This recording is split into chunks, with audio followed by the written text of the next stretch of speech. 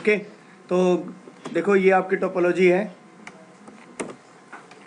सभी के ऊपर मैंने EIGRP 100 रन किया हुआ है, सेम ES के अंदर है मेरे 1 2 3 4 5 राउटर, 1 2 12, 2 4 24, 4 5 45, 3 4 34, 1 3 13 नेटवर्क है। .1 .2 .1 .2 1 2 1 2 1 2 राइट।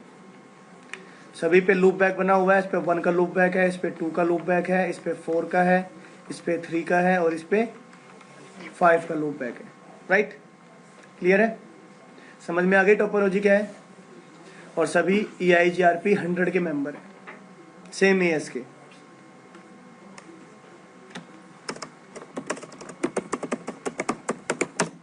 शो IP राउट। तो D का मतलब क्या हुआ? EIGRP के सभी राउट मेरे को EIGRP से लर्न हो रहे हैं। ये देखो 34, देखो 1 2 3 4 5 पांचों लूप बैक के मेरे पास एड्रेस है, मतलब कि मेरी R5 से कनेक्टिविटी पूरी है। 90 क्यों है? क्योंकि all these are in same AS, तो सभी मेरे इंटरनल राउटर, इंटरनल की AD वैल्यू क्या होती है? 90 होती है। This is my FD value, ये मेरी क्या है? फिजिबल डिस्टेंस वैल्यू, मेरी मैट्रिक वैल्यू। ये मुझे कौन से नेबर से रीचेबल हो रहा है उसके बारे में बता रहा है। वाया 12.2 जो कि R2 का है, वाया 13 जो कि R3 का है। 1 से 2 12, 1 से 3 13। कितना टाइम हो चुका है इन राउट्स को मेरे राउटिंग टेबल में आए हुए, और कौन से इंटरफेस से मैं कनेक्टेड हूं, मेरा एग्जिट इंटरफेस कौन सा होगा अगर मुझे 2 पे जाना है या 3 पे जाना है। इज इट क्लियर और नॉट? राउटिंग टेबल तो हमको कई बार पढ़ा चुका हूं ना मैं। अब देखोगे अगर आप 5 के लिए, तो 5 के लिए मेरे पास 2 पाथ हैं। वाया 13.2 मतलब R3, वाया 12.2 मतलब R2, और दोनों मेरे बेस्ट पाथ है, तभी मुझे दोनों राउटिंग टेबल में दिख रहे हैं। रीजन, दोनों मुझे सेम मैट्रिक वैल्यू से मिल रहे हैं, दोनों मुझे सेम FD वैल्यू से मिल रहे हैं। अब मैंने बोला था आपको कि इक्वल कोस्ट लोड बैलेंस तो मेरा बाय डिफॉल्ट EIGRP या कोई भी प्रोटोकॉल चलता ही है, क्योंकि देखो सेम प्रीफिक्स मिल रही है मेरे को, सेम AD वैल्यू मिल रही है मेरे को, सेम मैट्रिक वैल्यू मिल रही है मेरे को। तो आखिरी में क्या बचता है मेरे को? लोड बैलेंस करना, और वो राउटर करेगा। तो EIGRP दोनों को EIGRP के राउटिंग टेबल में डाल दिया है। Right, show IP EIGRP topology. तो मैंने बताया था आपको कि आपके यहाँ पे टोपोलॉजी टेबल में सबसे पहले तो आपका आया हुआ है AS नंबर जो कि 100 है। राउटर ID होती है ये 1.1.1 क्या है ये क्लियर करेंगे कल हम। कोड में देखोगे आपको P फॉर पैसिव है, A फॉर एक्टिव है, update query reply, reply status और स्टक इनएक्टिव स्टेटस। तो P का मतलब क्या है कि मेरे पास बेस्ट पाथ सक्सेसर पहले से ही अवेलेबल है। राइट, A में मतलब कि मैं पाथ को ढूंढ रहा हूँ। तो अगर आप P पे देखोगे तो क्या बोल रहा है? P के लिए इसके पास कितने सक्सेसर हैं? 2। कौन सा है? जिसकी FD 437760 है। दोनों की मेरी FD क्या है? 437760 है। और ये क्या है भाई? RD value. This is my RD value, मतलब कि 12.2 से मुझे ये RD एडवर्टाइज हो रही है। तो मतलब 12.2 का 5 पे जाने के लिए जो FD वैल्यू होगी वो 412160 होनी चाहिए। भाई R2 मुझे 412160 दे रहे हैं ना यहाँ पे। R2 इसको जो रिपोर्ट कर रहा है वो 412160 कर रहा है, और इसकी जो टोटल वैल्यू आ रही है 5 पे जाने के लिए 437760 आ रही है। तो मतलब R2 की FD वैल्यू कितनी होनी चाहिए? 412160 होनी चाहिए। राइट, ये दो। अरे भाई जब तुम 437760 से 412160 को माइनस करोगे ना, तो ये डिस्टेंस आएगा ये वाला निकल के, है ना।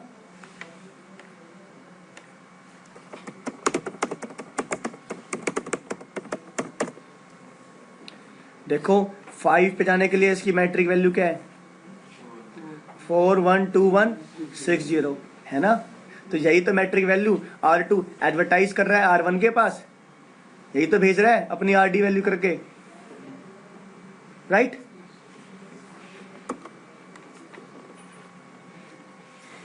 कोई डाउट किसी को? तो इक्वल कॉस्ट लोड बैलेंस तो वो बाय डिफॉल्ट करता है, राइट। अब बात ये आती है कि हमारे टोपोलॉजी टेबल में मैंने बताया आपको कि वहां पे बेस्ट पाथ और बैकअप पाथ दोनों की इंफॉर्मेशन होती है, राइट। तो अभी दोनों मेरे बेस्ट बने हुए हैं, मैं एक काम करता हूँ 12.2 को बैकअप बना देता हूँ। 12.2 क्या बना दूं मैं? Backup path.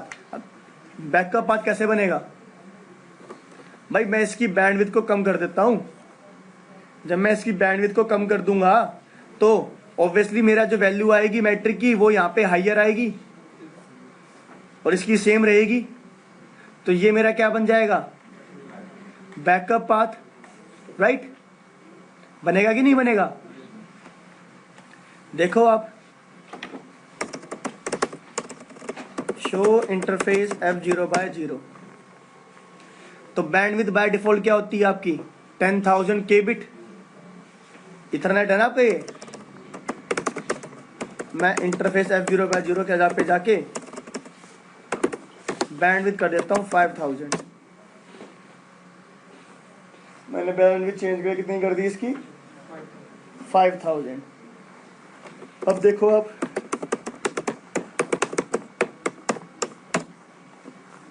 अब सिर्फ और सिर्फ मेरे राउटिंग टेबल में 5 के लिए 13.2 ही दिखा रहा है बेस्ट पाथ। और शो IP EIGRP टोपोलॉजी में देखोगे आप तो 5 के लिए कितने बच गए? इसके बाद सिर्फ और सिर्फ एक सक्सेसर बच गया, और वो कौन है? इसकी FD वैल्यू क्या है? 4377, और वो 13.2 की है।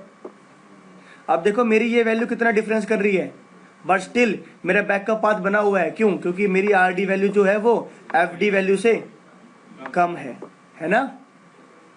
तभी मेरा बैकअप पाथ बना हुआ, तभी राउटिंग टेबल में बैकअप पाथ दिख रहा है आपको। ये क्लियर है चीजें?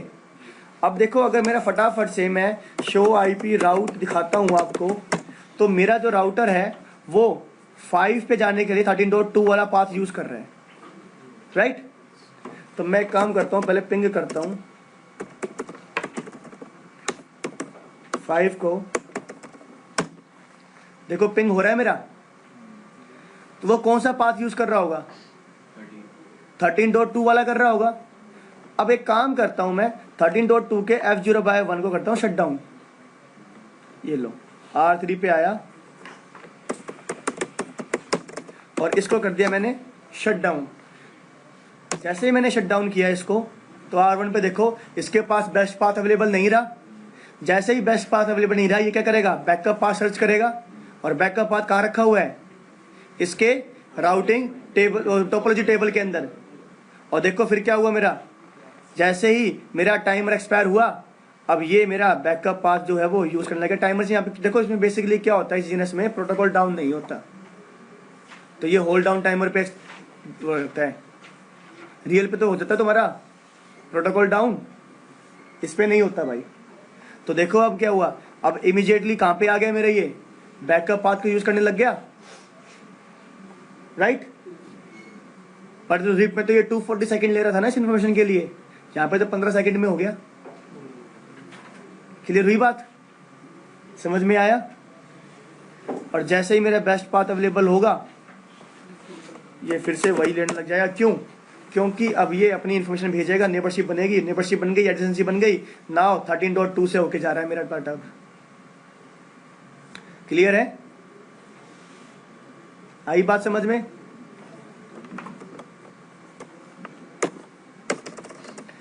राइट।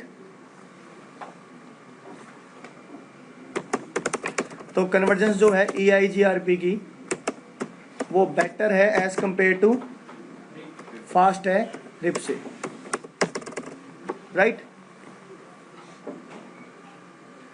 बाकी हम फिजिबिलिटी कंडीशन कल देखेंगे।